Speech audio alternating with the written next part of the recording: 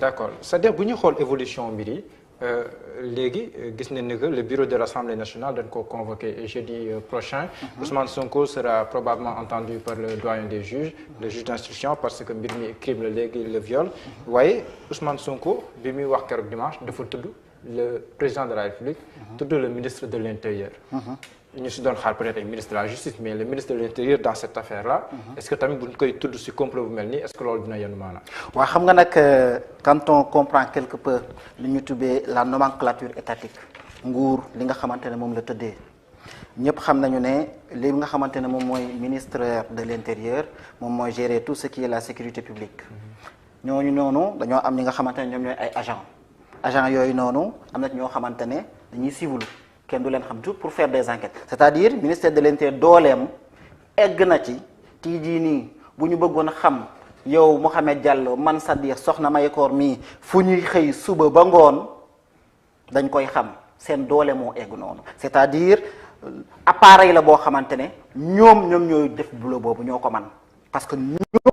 la ñu xamante ñoom la ñu dénk lu mel noonu donc enquête yu mel noonu jëf ju mel noonu ministère de l'Intérieur ñoom ñooy seen liggéey taxaluma leen dama ne seen liggéey la mën nañ ko def à bon escient ci yoon woo xamante ne wax dëgg neex yàlla pour l'intérêt du Sénégal parce que tey jii nii bu dee sécurité problème sécurité posé wu na mais ministère de l'Intérieur aussi ñoom seen responsabilité la donc dinañ def ay enquête pour xam de même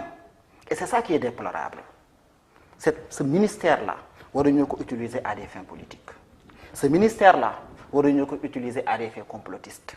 te malheureusement et ça moi je pense que war nañu poser waat la question aujourd'hui parce que ñëw nga ci sànq ci question Assemblée nationale comment se fait-il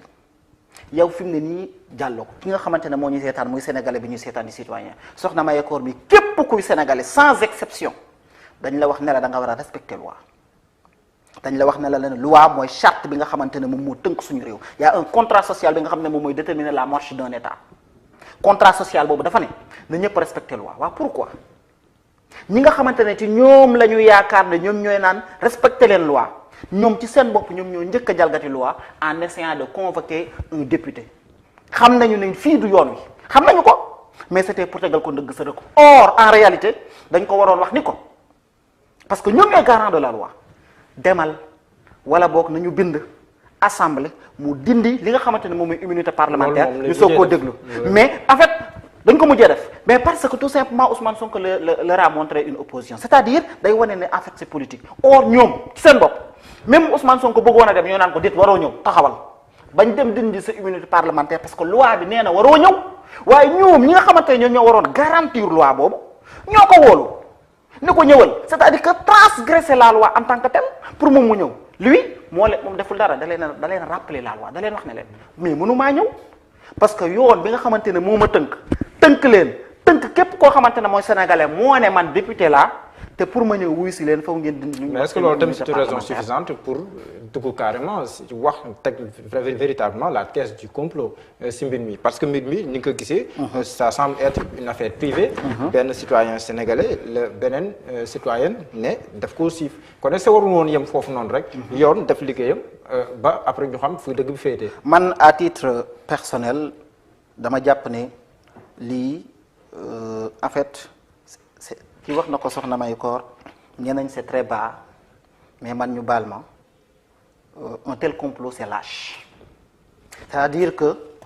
gis nga Mouhamed daa am loo xamante ne sama xel def ci dem léegi bi soxna Mayakor di wax gis nga métit fu mu mën a egg ci nit keroog Maïmouna Ndour Faye elle est journaliste de suñ une grande dame nekk ci su corps bi nee na moom métit yooyu da koy am bu ko dalee day mel ni ku am AVC du mën a sax génn nit ku am métit bu mel noonu di faju ji nekk citoyen sénégalais ku am métit boobu di faju ji tal na violer kenn encore que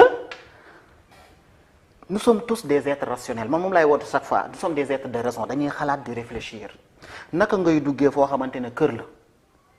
fu am ay caméras de surveillance foo xamante ne ñaari nit ñooy maase keneen ki mujj naa dem waa kër gi nit ki ñëw di la violer ñëw violer waat la yamu ca mu violé waat la ba pare chaque fois indaale arme te coow jibul bal tàkkul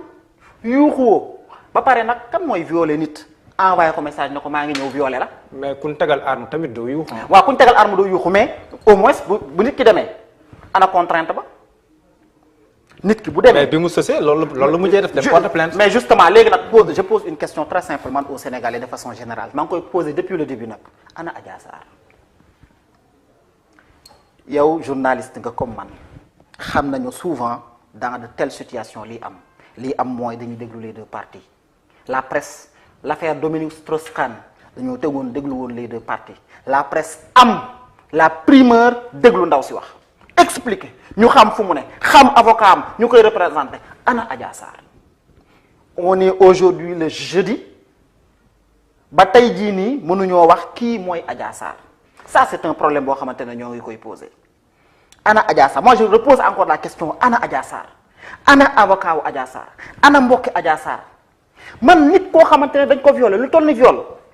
mettre en branle tout un pays pendant plus de 4-5 jours ñëpp di ci coow presse bi di ko wax presse bi ñëpp di wax Adja Sarr kenn mënul gis Adja Sarr et on nous donne comme argument que ne dañu koy protéger contre quoi mais presse bi am nañ possibilité ñu dugal comme wax Adja Sarr wax ak ñen ñi ana Adja Sarr loolu c'est une question que l'on pose boo xamante ne ñun ñëpp ñoo ngi koy posé beneen bi mooy Mouhamed te foofu lay daanalee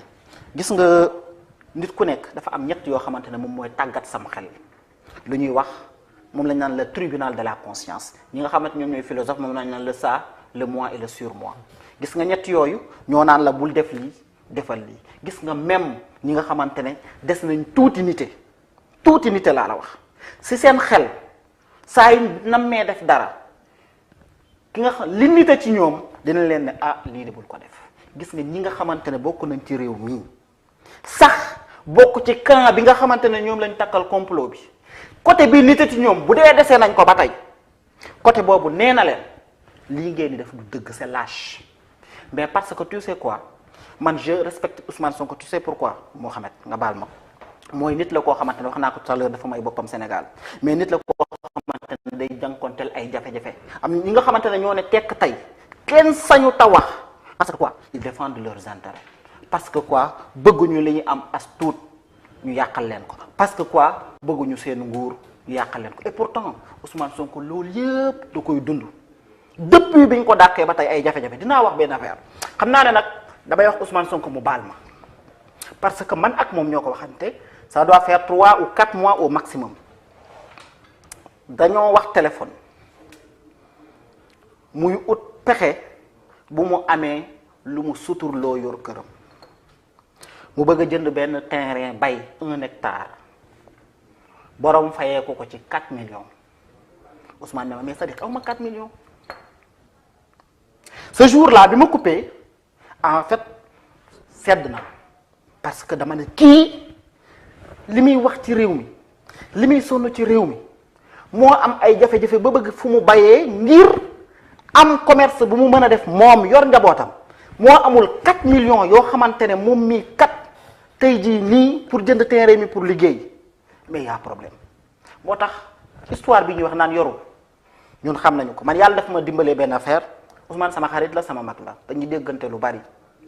amul lu nit mën a def man sama xel mii d'après li ma xam ci moom à la suite d'une enquête sama xaritoog moom enquête bee ko lal